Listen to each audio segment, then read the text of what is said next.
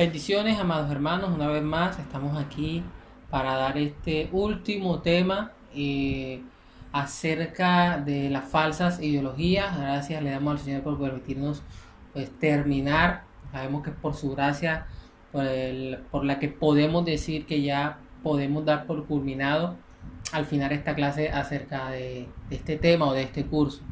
Y en el día de hoy, o en este momento, vamos a estar hablando acerca del ateísmo y la evolución, que son los últimos temas, o bueno, es el último tema de estas clases referentes a las ideologías.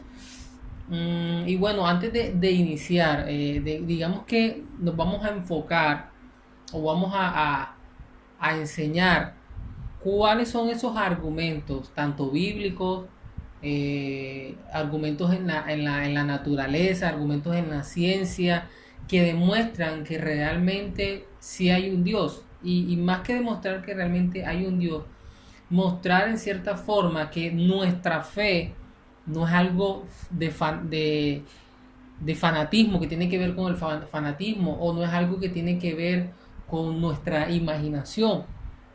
Así que eso es lo que nosotros vamos a estar hablando. Y para iniciar, quisiera empezar leyendo estas dos citas porque estas van a ser la base de lo que queremos hablar o de la forma en cómo vamos a enseñar en el día de hoy, en este momento. Entonces quiero que vayamos primero a Isaías 5, 20 al 25 para leer lo que dice. Isaías 5, 20 al 25, miren lo que dice. Hay de los que a lo malo dicen bueno y a lo bueno malo, que hacen de la luz tinieblas y de las tinieblas luz, que ponen lo amargo por dulce y lo dulce por amargo. Ay de los sabios en sus propios ojos y de los que son prudentes delante de sí mismos. Ay de los que son valientes para beber vino y hombres fuertes para mezclar bebida. Los que justifican al impío mediante cohecho y la justicia quitan su derecho. Por tanto, como la lengua del fuego consume el rastrojo y la llama devora la paja, así será su raíz como podredumbre, y su flor se desvanecerá como polvo, porque desecharon la ley de Jehová de los ejércitos y abominaron la palabra del Santo de Israel. Fuerte esta parte, bastante fuerte, y mira lo que termina el 25. Por esta causa se encendió el furor de Jehová contra su pueblo, y extendió contra él su mano, y le hirió, y se estremecieron los montes, y sus cadáveres fueron arrojados en medio de las calles. Con todo esto no ha cesado su furor, sino que todavía su mano está entendida. Tremenda esta fracción de Isaías que acabamos de leer, porque obviamente está hablando directamente contra el pueblo de Israel, el cual se había alejado, y como dijo el versículo 4, han abominado su palabra, es decir, la han rechazado, no la han tenido en cuenta. Y dice la Biblia que a causa de ese furor, de la ira que causaron en Dios, obviamente una ira santa, Dios extendió su mano, pero no para bendecirlo, sino para hacer justicia, para traer disciplina. Y realmente este es un hecho que podemos estar viviendo en nuestro contexto. Hoy vamos a hablar del ateísmo, pero como siempre he tratado de mostrar, la idea al final es cómo esto aplica a nuestra iglesia. Y lastimosamente el ateísmo no es más que una forma de vida sin tener en cuenta a Dios, por suponer o por simplemente querer eliminar, eliminar subjetivamente la existencia de Dios, porque realmente Dios sí existe o Dios sí es real, como ya lo sabemos. Entonces, miren cómo habla Dios por medio del profeta Isaías de lo que le va a pasar a aquellas personas que, dice la Biblia, rechazaron su palabra. Entonces, ahora, eso por un lado, y por otro lado quiero que leamos el libro de Primera de Pedro, capítulo 3, versículo 15. Mire lo que dice Primera de Pedro, mire lo que dice. Sino santificad a Dios el Señor en vuestros corazones y estad siempre preparados para presentar defensa con mansedumbre y reverencia ante todo el que os demande razón de la esperanza que hay en vosotros. Este texto es bastante importante y lo quiero resaltar porque aquí nos está diciendo una de las cosas que nosotros debemos hacer como siervos de Dios y es presentar defensa con mansedumbre y reverencia ante todo el que os demande razón de la esperanza. Y para iniciar, lo que quiero mostrarle, hermanos, es tener clara o tener en claro no la idea de que Dios es real, no porque nosotros estemos faltos de fe o no para que no es para que creamos en Dios. Y eso es lo primero que quisiera poner como un pilar fundamental en esta enseñanza, porque lo que vamos a hablar hoy no es para que usted crea en el Señor, y eso lo vamos a estar explicando más adelante, sino para que usted esté preparado, como dice este texto, para presentar defensa con mansedumbre y reverencia ante todo el que os demande razón de la esperanza que hay en vosotros. Entonces, el propósito de esta clase o el propósito de este tema es que usted esté preparado, tenga unas bases esenciales para usted estar dispuesto a preparar defensa a todas esas personas que niegan que Dios es real, que niegan que la palabra es veraz, que niegan que la palabra es inspirada por Dios, que niegan que nuestra creencia es una creencia histórica, una creencia en hechos que realmente sí sucedieron, como la existencia de Adán y Eva, como la muerte y resurrección de Cristo, como la mención de todas esas ciudades que en la Biblia se mencionan junto con los personajes que se describen en ella. Esa es la razón por la cual es esta clase. Hay algo que tenemos que entender y es que este tema no va a ser, o cuando usted vaya ante una persona y le muestre que realmente le demos, como dice la palabra, presentemos defensa de nuestra fe y lo que nosotros creemos, no va a pasar que la persona se va a convertir por eso, porque realmente la conversión, hermano, no es por creer o por convencer a alguien de que realmente Jesús sí murió y resucitó.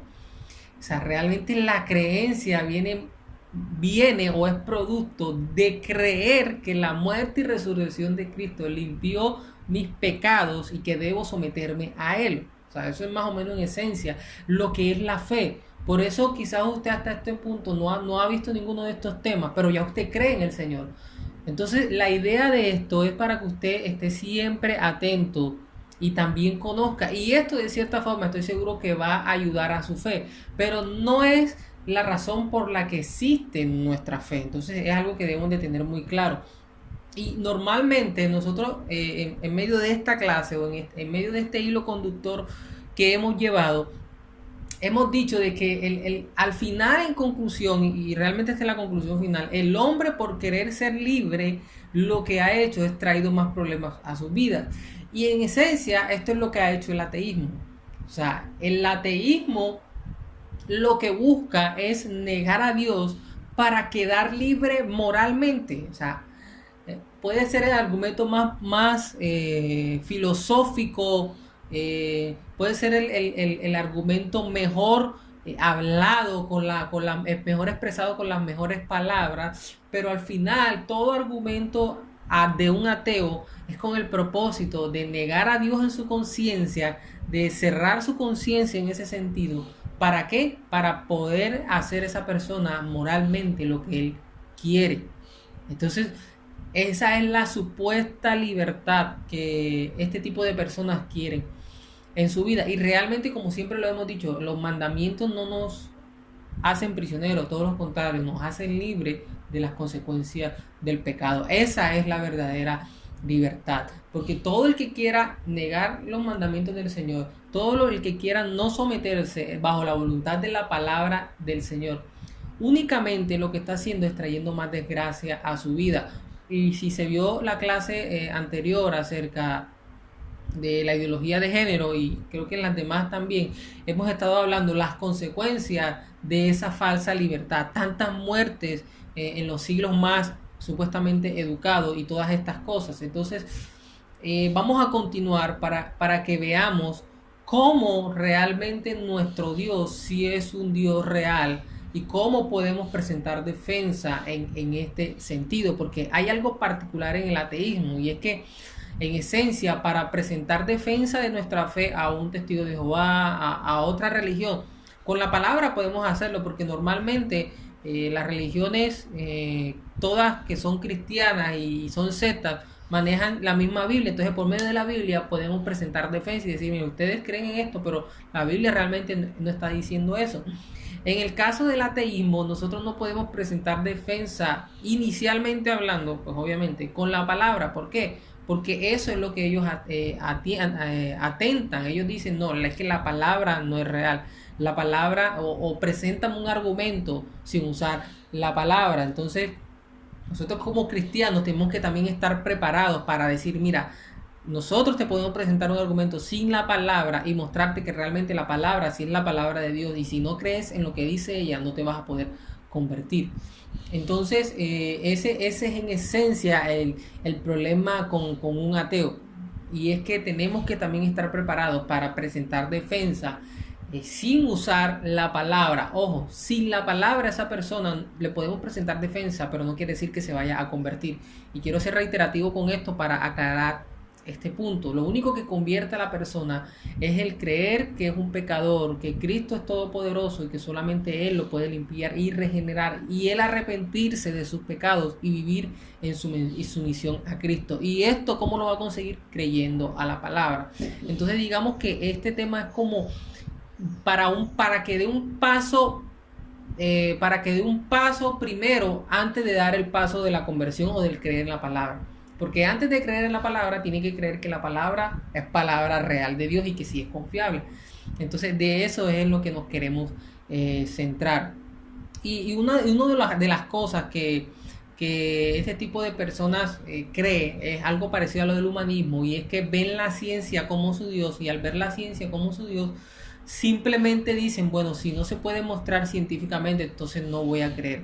Si la ciencia no lo ha mostrado como real, no lo puedo creer porque sencillamente no está comprobado, entonces eso no lo puedo creer. Y quiero leer una frase bastante conocida, de un predicador bastante conocido, Jonathan Edwards, que es un teólogo, y él dice algo: no trates de obtener conocimientos con el fin de debatir con otros, sino con el deseo de glorificar a Dios y de alimentar tu alma. Y ese es el propósito, hermano, de este estudio, y es para que usted glorifique a Dios.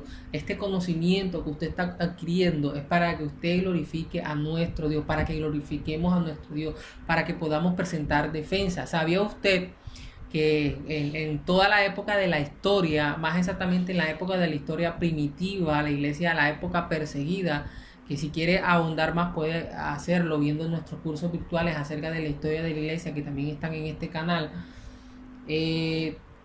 La iglesia primitiva también presentaba defensa. La iglesia primitiva se le acusaba de muchas cosas, se le acusaba de canibalismo, se le acusaba de incesto, y se levantaron hombres para defender su fe y para decir, miren, esto que ustedes están diciendo no es cierto.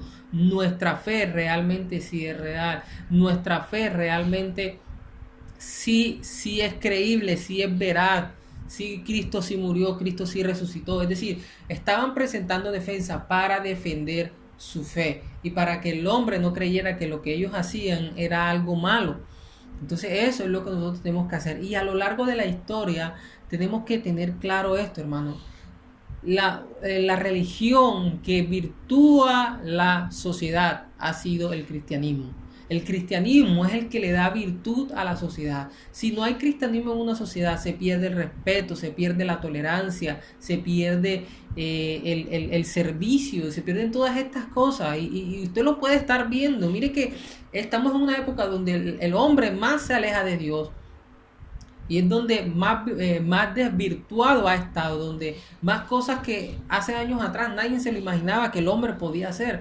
Pero es por eso, porque ha perdido las bases cristianas. Entonces las bases cristianas han sido las únicas que le han dado virtud a la sociedad. Entonces no podemos decir que el cristianismo es algo fanático. Tenemos una fe real, una fe que hace que el hombre cambie, que la sociedad cambie, y que el hombre viva en obediencia y sumisión, que es lo más importante, hacia Cristo. Y esto implica que también tiene que amar a su prójimo. Entonces, Si se quita el cristianismo, ¿qué va a pasar? Va a ser un caos total.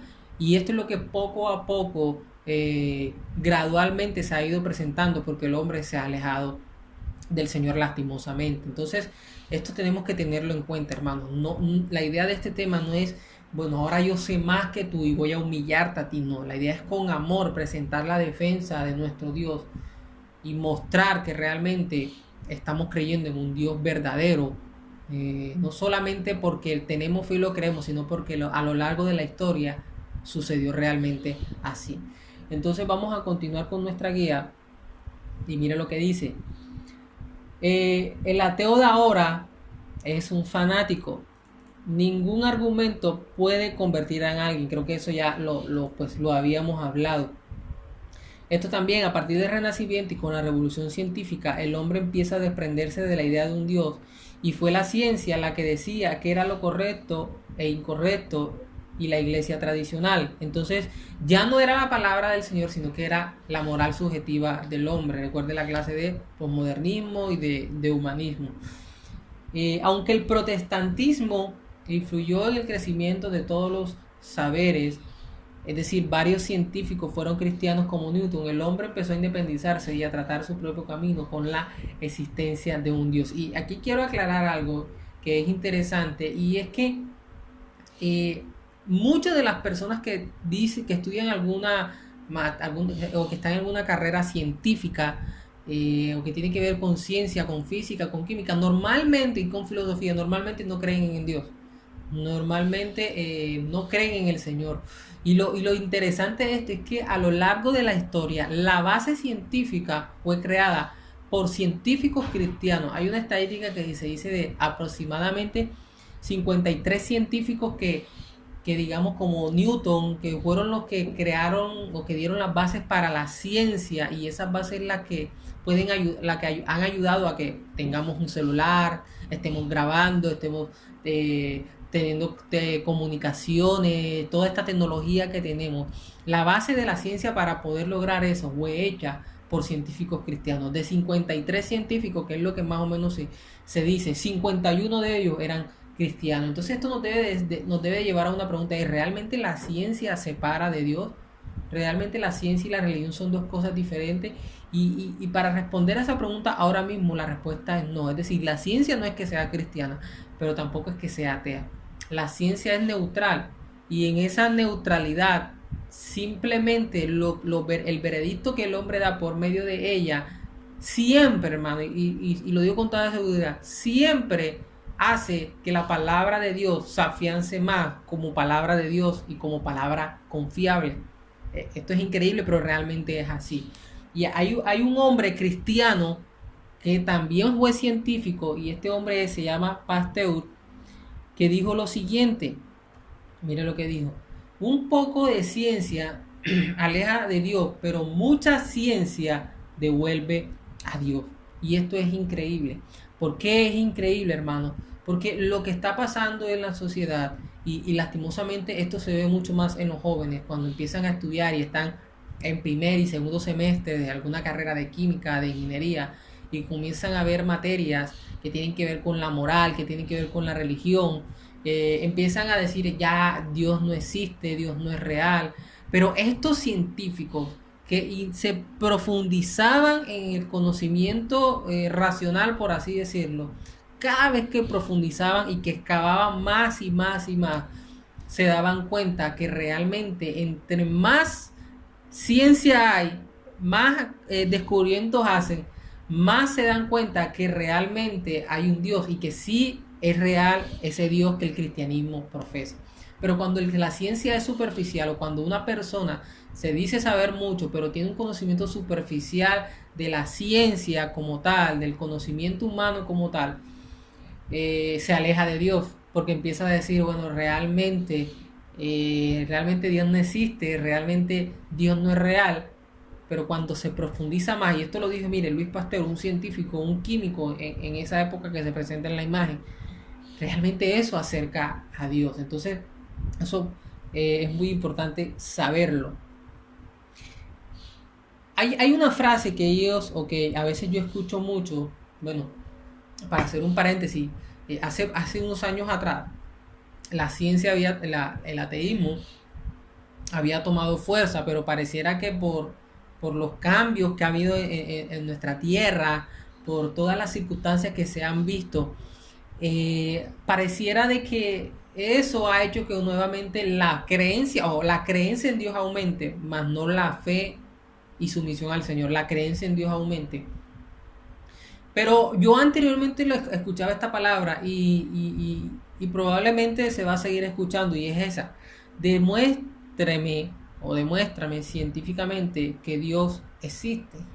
Entonces, ¿qué haría usted si una persona le dice a usted, demuéstrame científicamente de que Dios existe? ¿Qué haríamos? Y realmente, hermano, esta pregunta tenemos que analizarla porque no puede ser respondida. Y no puede ser respondida porque sencillamente es ilógica la pregunta. Pareciera lógica y correcta hacer esa pregunta, pero esa pregunta es ilógica. ¿Y sabe por qué? Porque para demostrar algo científico, tiene que ser observable, tiene que manipularse, tiene que verse, tiene que estar hoy aquí presente. Si a mí me dicen, demuéstrame científicamente que Cristóbal Colón descubrió América, ¿cómo voy a demostrar yo eso científicamente si eso fue años atrás?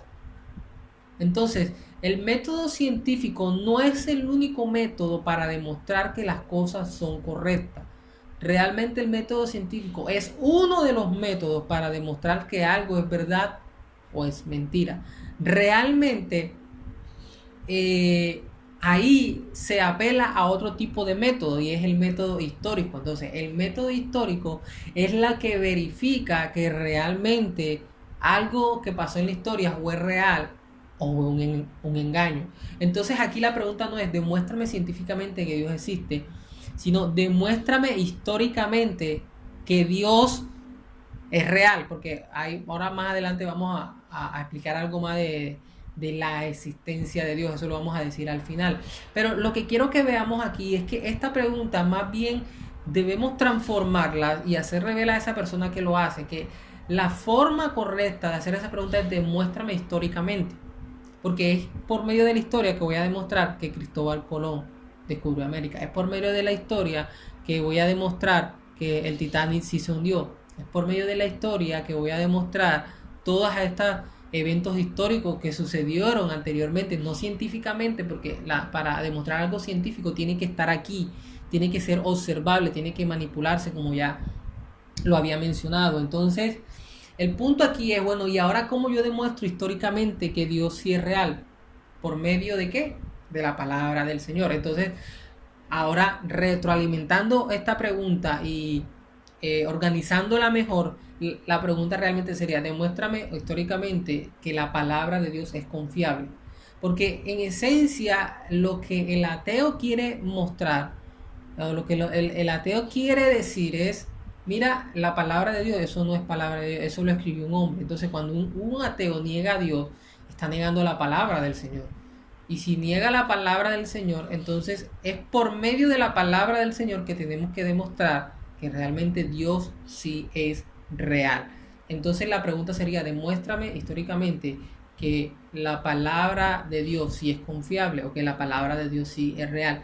Y de pronto no voy a ahondar en este punto en esencia, pero sí les recomiendo algunos libros, como por ejemplo El caso de Cristo de Lee Strasberg, que más adelante lo vamos a ver, que en ese libro él muestra por medio de la historia que realmente la palabra de Dios sí es confiable, y esto es algo tremendo. Hay otro libro que se llama Más que un carpintero, de John McDowell, que también muestra que la palabra de Dios sí es confiable. Nosotros tenemos una biblioteca virtual donde tenemos estos dos libros, y le invitamos a que si quiera estudiar más sobre este tema, pues entre a nuestra biblioteca virtual, y con gusto la podrá descargar y podrá alimentarse más con referencia a este tema. Entonces, hay algo que también surge por medio de la ciencia atea, por así decirlo, y es este tema de la teoría de la evolución. Incluso la teoría de la evolución es un tema que ahora está tomando más auge en los colegios e incluso muchos profesores que también quieren negar la existencia de Dios, toman, o más bien, ya no enseñan sobre la existencia del hombre por medio de la creación, como lo dice Génesis, sino que la quieren explicar es por medio de la teoría de la evolución. Y lo tremendo de esto es que, ¿qué es realmente la teoría de la evolución? Pues realmente es una teoría. O sea, sé que es algo que parece como que sobreabundante decirlo, pero realmente la teoría de la evolución es una teoría. ¿Y qué es una teoría? Es algo que no está 100% comprobado. Y eso es lo que está haciendo la teoría. Y en un último punto vamos a estar hablando acerca de este tema de la teoría de la evolución, para que usted se dé cuenta de que realmente esta teoría en muchas ocasiones fue manipulada y que el mismo creador de esta teoría reconoce de que no está seguro de lo que él dijo. Es algo que, bueno, más adelante lo vamos a ver, así que vamos a continuar. Cuando parecía que el hombre había encontrado la verdad, la verdadera realidad por medio de ideología, se dio cuenta de que todo era una ilusión y que en vez de mejorar, todo empeoraba en la humanidad. Guerras mundiales, bombas, asesinatos nazis, etcétera. Ya eso, pues ya lo habíamos tocado en la clase anterior.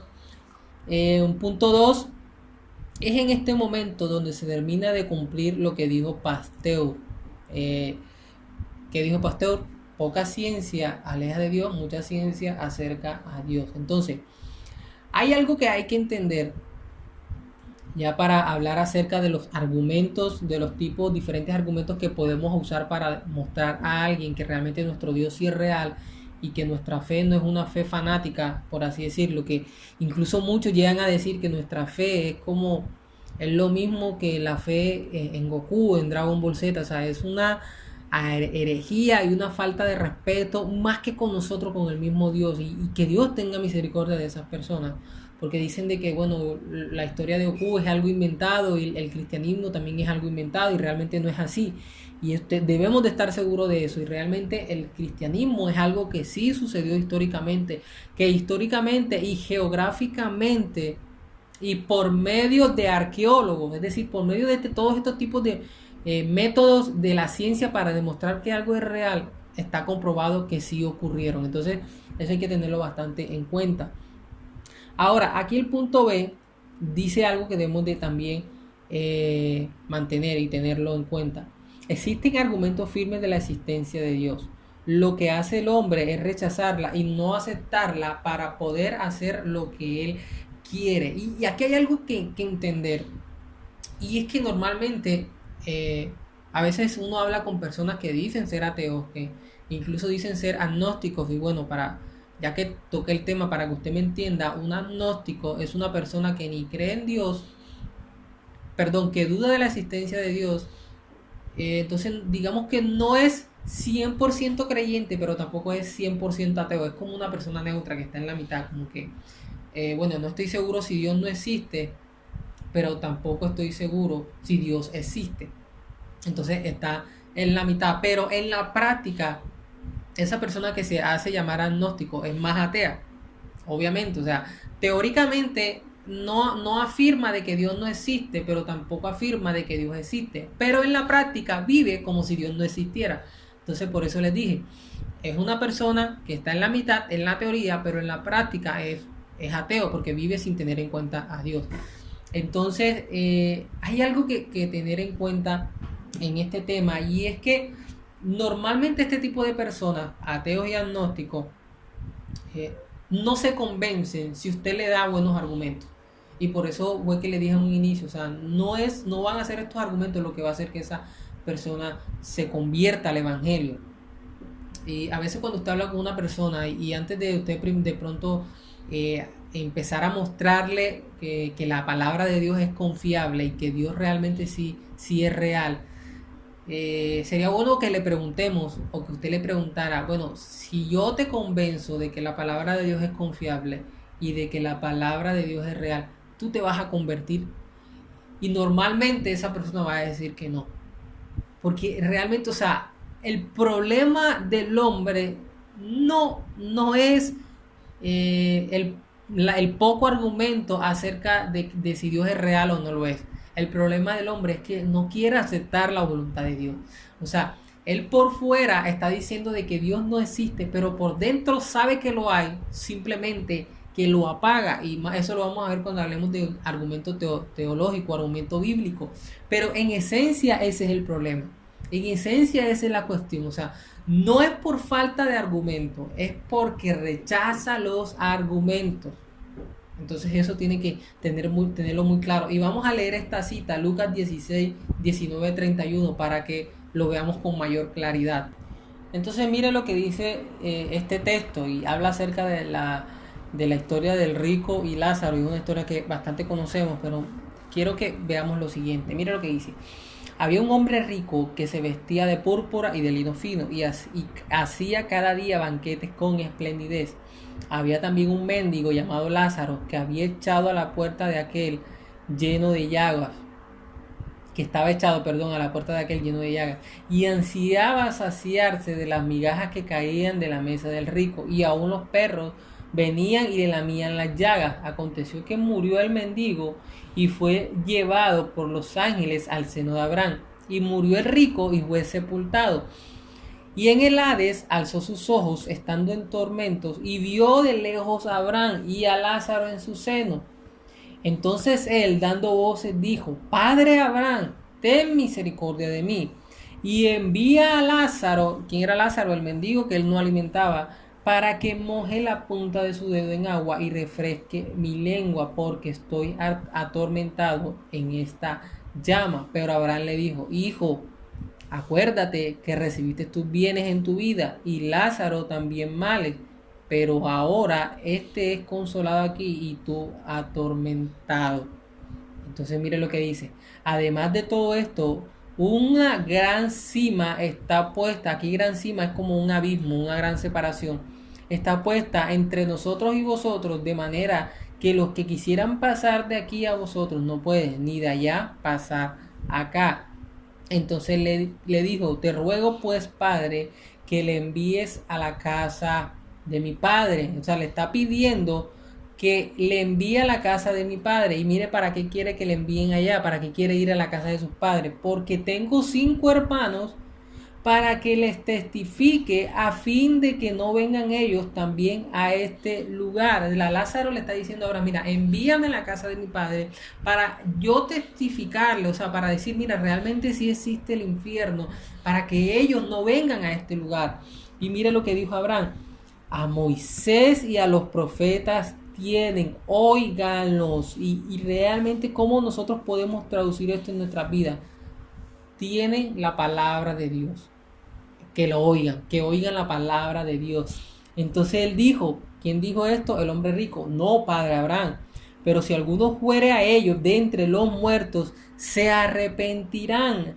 Pero mire lo que dice Abraham: si no oyen a Moisés y a los profetas, es decir, a la palabra de Dios, tampoco se persuadirán, aunque alguno se levante de entre los muertos. Hermano, y esto es tremendo. O sea, esto, si usted lo analiza, es tremendo, porque el rico le está diciendo: mira, envíame para que ellos crean y se arrepientan. Y Abraham le está diciendo: ya ellos tienen la palabra, que escuchen la palabra. Y Lázaro le dice: pero si voy yo, ellos me van a ver a mí y van a ver que esto es real, se van a persuadir con mayor razón y se van a convertir. Y Abraham le dice: si no oyen la palabra de Dios, es decir, Moisés y los profetas, se está refiriendo aquí al Antiguo Testamento, si no oyen la palabra de Dios, tampoco se van a persuadir, aunque alguno se levante de entre los muertos. Y eso es lo que pasa con el ateísmo de hoy. Eso es lo que pasa con las personas que no quieren tener en cuenta al Señor. Si no se someten a la palabra, si no creen a la palabra del Señor, más nada va a hacer que se conviertan y se sometan. Una vez un apologista bastante conocido puso el siguiente ejemplo: si una persona atea, sentado en su casa, en la terraza, en el mismo momento que él está sentado, se abre el cielo y sale una luz resplandeciente que apunta a su rostro y le dice: yo soy Jehová, cree en mí, arrepiéntete de tus pecados y sígueme, ¿sabe qué va a pasar? Esa persona no se va a convertir. ¿Y por qué no se va a convertir? Porque sencillamente la conversión existe cuando esa persona cree a la palabra. Lo que va a hacer ese ateo es que va a justificarse y va a decir, eso que me pasó no fue algo real, eso que me pasó fue una ilusión porque yo estaba pensando en tal cosa. O sea, va a buscar cómo justificar eso para no creer a esa voz que escuchó que le dijo que se arrepintiera y que siguiera a Dios, sino que va a buscar un argumento. Y eso es lo que va a pasar. Entonces, una persona no se va a convertir por todos los argumentos que usted le dé, no se va a convertir, se va a convertir cuando crea en la palabra del Señor, que es veraz, que es eficaz y que si se someta a ella va a tener vida eterna, que si se arrepiente y sigue a Cristo va a tener vida eterna. Es la única forma. Por eso la fe cristiana no exige en la persona que tenga mucho conocimiento. Lo único que exige Dios es que crean en Él, que crean que Él es su Señor y que se sometan a su palabra. Entonces, por eso, lastimosamente, aquellas personas que estudian, no todas, pero muchas de estas personas, o que creen que estudian y que saben mucho, niegan al Señor. Y lo niegan en su vida sencillamente porque no creen lo que está en la Biblia. Porque incluso pueden llegar a respetar eso, a respetar la religión, a respetar el cristianismo, pero no creen.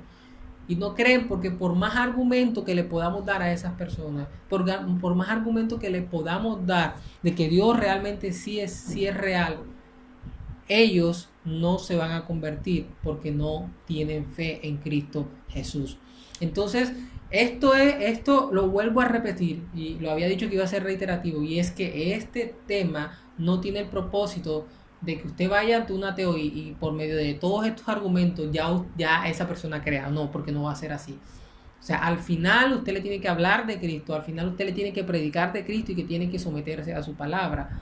Y eso realmente es lo que va a hacer que él se convierta. Recuerde lo que leímos en Pedro, tenemos que presentar defensa de nuestra fe, de todo el que demande razón, es decir, de todo el que le pida que le explique lógicamente, en un sentido lógico, un sentido racional, que la mente pueda entender que nuestro Dios sí es real y nuestro Dios sí es veraz, pero al final se va a convertir porque usted le predique acerca de la muerte y resurrección de Cristo y de cómo el hombre debe rendirse a Él. Entonces vamos a continuar con la guía y ahora sí vamos a hablar acerca de algunos argumentos que pueden mostrar que realmente Dios sí es real. Y el primer argumento es el argumento de las probabilidades. Es el argumento de las probabilidades. Y quiero que más o menos usted entienda cómo funciona este argumento de las probabilidades. Dijimos anteriormente que íbamos a usar un argumento sin usar la Biblia. ¿Por qué? Con el fin de poderle mostrar a esas personas de que realmente la Biblia sí es veraz. Y cómo yo muestro que la Biblia es veraz es con argumentos inicialmente fuera de la Biblia, pero vamos a mostrar también unos argumentos internos que también son importantes mencionarlos. Pero el argumento de la probabilidad es un argumento, pues obviamente que está fuera de la Biblia, es para mostrar que Dios sí es real. Cuando ya uno empieza a leer la Biblia da por sentado de que Dios es real. En el principio creó Dios. O sea, ya la Biblia da por sentado de que Dios es real.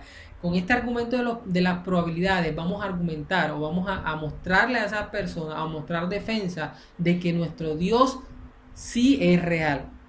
Eso es lo que vamos a hacer. Entonces, argumento de las probabilidades. Bueno, ya habíamos hablado de que es incoherente decir probablemente científicamente de que Dios existe, ya lo habíamos explicado. Pero, ¿cómo funciona este argumento de las probabilidades? Si usted tiene dos dados y usted tira los dados, ¿cuál es la probabilidad de que en ambos dados le caiga 6 y 6? Y pues obviamente la probabilidad tiene que ver con el número de opciones y con la cantidad de lo que usted quiere que salga. Entonces, un dado, ¿cuántas caras tiene? Tiene 6 caras. Si son dos dados, serían 12 caras. Entonces, ¿cuál es la probabilidad de que en ambas caras, o cuál es la probabilidad de que al usted tirar los dados le caiga 6 y 6? ¿Cuál es la probabilidad? Puede ser, si no estoy mal, creo que es 1 de 12. Esa es la probabilidad. El punto aquí es que este argumento de las probabilidades lo que nos quiere mostrar es cuántas probabilidades hay de que la Tierra fue creada al azar. Porque hay un argumento ateo que dice de que realmente la Tierra, o por así decirlo, el universo se creó a sí mismo. Esa es una probabilidad. El universo se creó a sí mismo. Entonces, es algo ilógico porque para el universo poderse crear a sí mismo, primero tuvo que haber existido. Entonces, no tiene coherencia. Si para él crearse a sí mismo, ¿cómo se creó a sí mismo si primero tuvo que haber existido? Y entonces, ¿quién lo creó inicialmente? Entonces, es una respuesta bastante ilógica. Entonces, el argumento de las probabilidades lo que busca es mostrar del 1 al 100% cuál es la probabilidad de que el universo fue una reacción o fue algo casual. O sea, no fue algo pensado, sino que fue algo casual, como los dados. Fue algo que se tiró y listo, salió el universo. ¿Cuál es la probabilidad? Es decir, estábamos hablando primero de los dados y estábamos diciendo que la probabilidad para que nos salgan los dados 1 de 6 y 6, que nos salgan los dados 6 y 6, la probabilidad es 1 de 12. Y no estoy seguro, creo que es más, pero vamos a poner ese número, la probabilidad es 1 de 12. Ahora, ¿cuál es la probabilidad de que el universo, al ser creado, hubiese quedado como realmente lo conocemos hoy? Y realmente, hermanos, quiero mostrar una imagen que va a asombrar a muchos. Y es la siguiente. Mira esta imagen. Esa es la probabilidad. Y eso no es algo que yo hice, eso es algo que encontré. Esa es la probabilidad de que el universo fue creado por casualidad. Y la estoy mostrando es en porcentaje, es decir, 0, mire la cantidad de ceros y hasta aquí llegar a 1. Es decir, prácticamente la probabilidad de que el universo haya sido creado por casualidad es casi que 0, o sea, es prácticamente 0. Esto es considerado como 0, o sea, es nula. No hay probabilidades en la ciencia de que el universo haya sido creado por casualidad. Y usted dirá, bueno, ¿por qué es tan extendida esta probabilidad? Sencillamente porque el diseño del universo es tan fino, es tan, por así decirlo, es tan eficiente que pareciera que lo hubiese creado alguien. Y ese es el punto, y eso es lo que nosotros debemos mostrar. Es probable, o sea, la probabilidad de que el universo haya sido que haya sido creado por causa es casi que 0, es nula.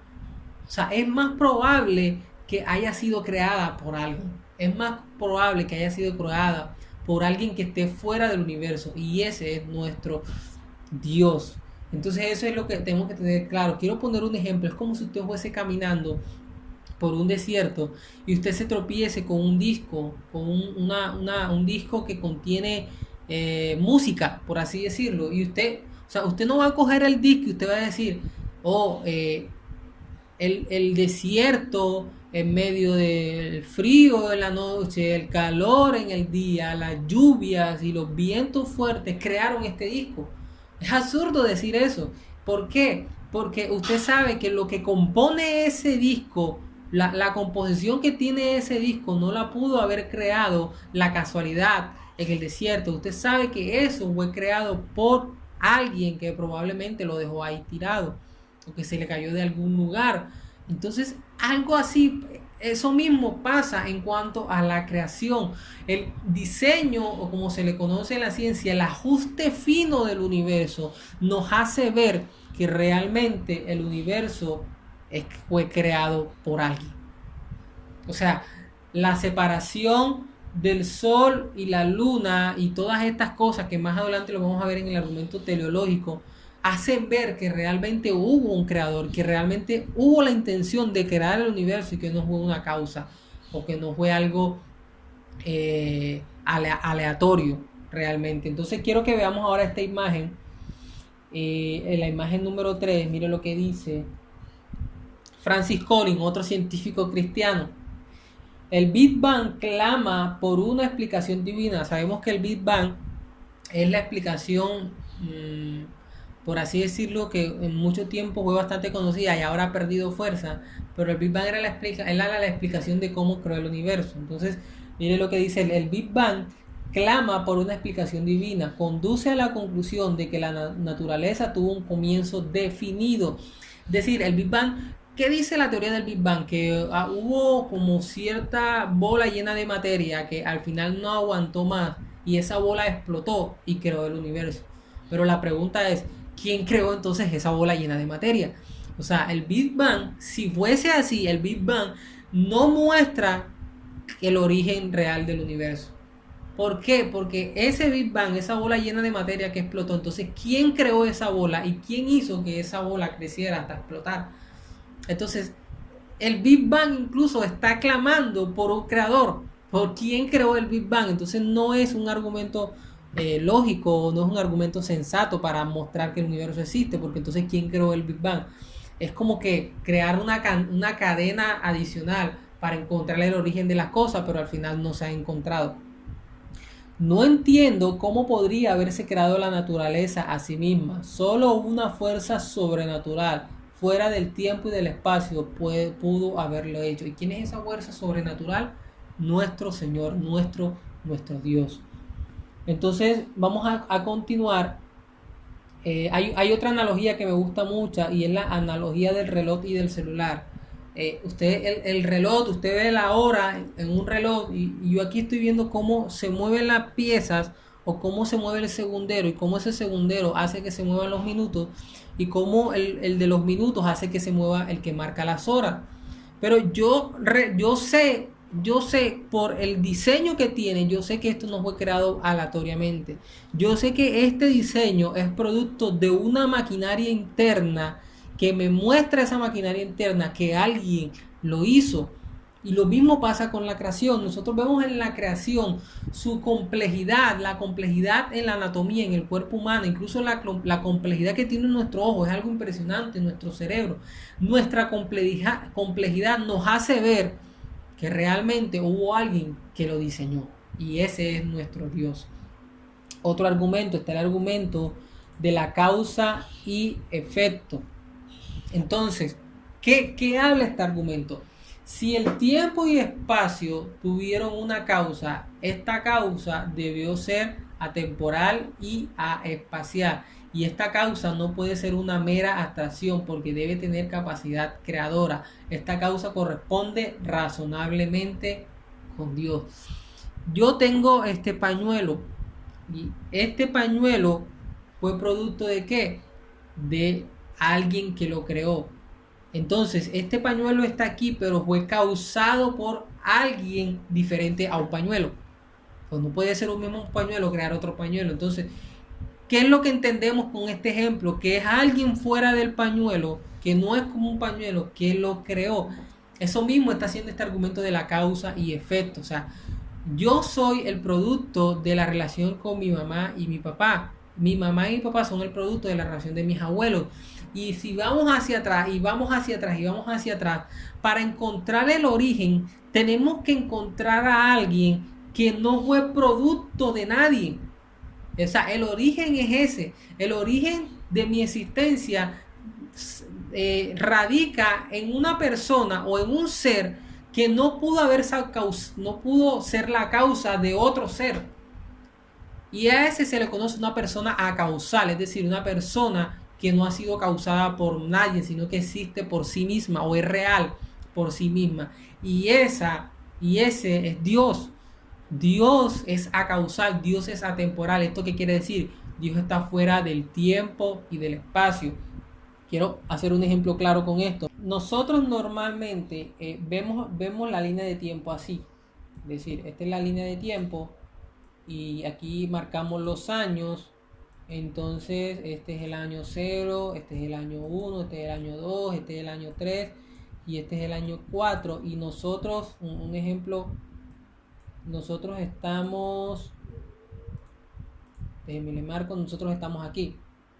Eso es un ejemplo, o sea, así es como nosotros marcamos el tiempo, es una línea continua que va mostrando los sucesos.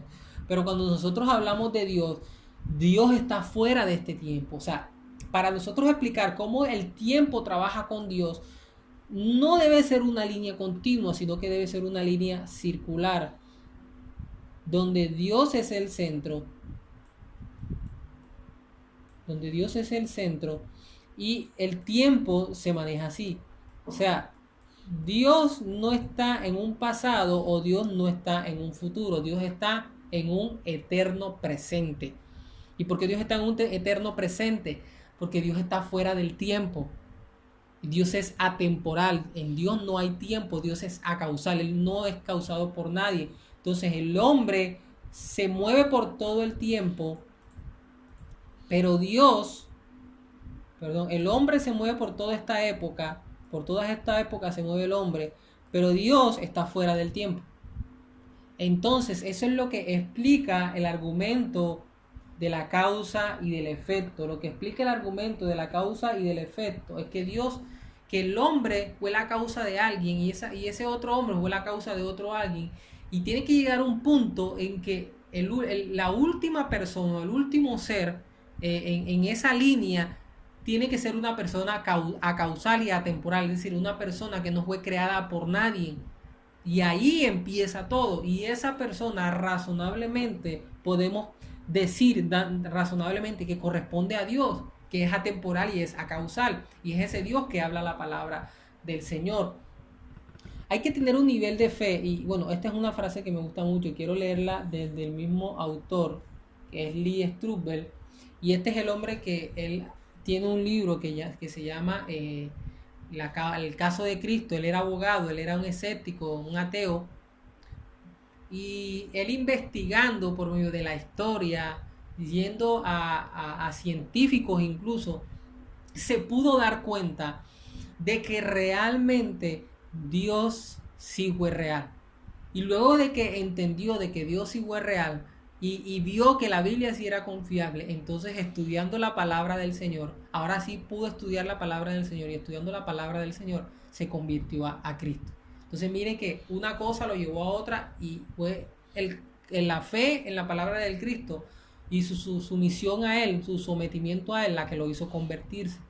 Y él, mire la conclusión que él dio después de toda esta investigación. Me di cuenta que para mantenerme ateo tendría que creer que la nada produce todo.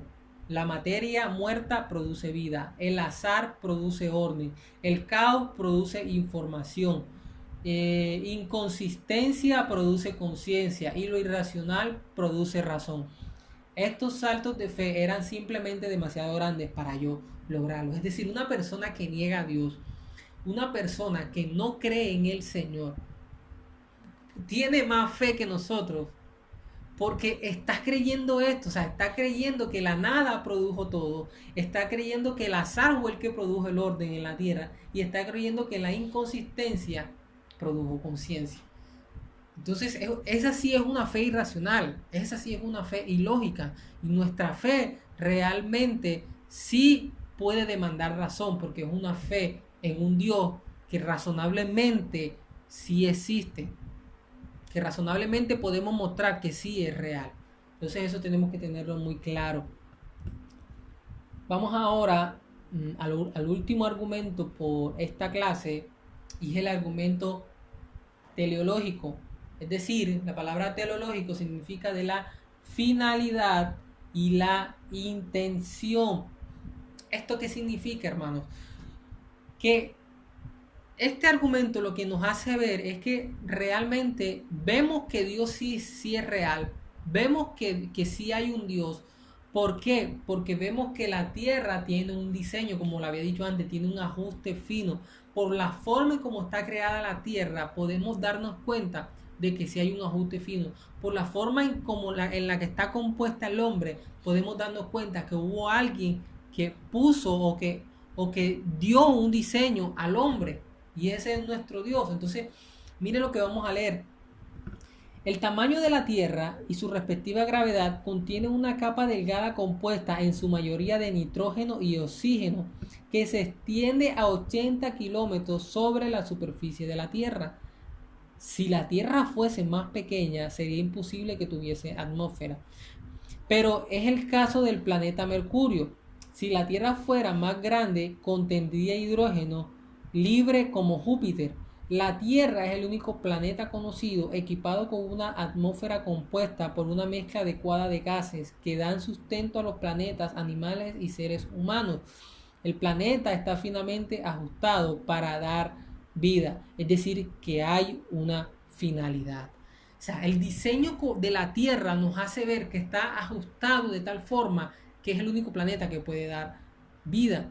O sea, la distancia de la Luna y de la Tierra es la distancia perfecta para el tema de las mareas, para el tema de toda esta parte del movimiento en los mares. Entonces tenemos una cantidad de oxígeno suficiente. Nosotros respiramos oxígeno y expulsamos dióxido de carbono.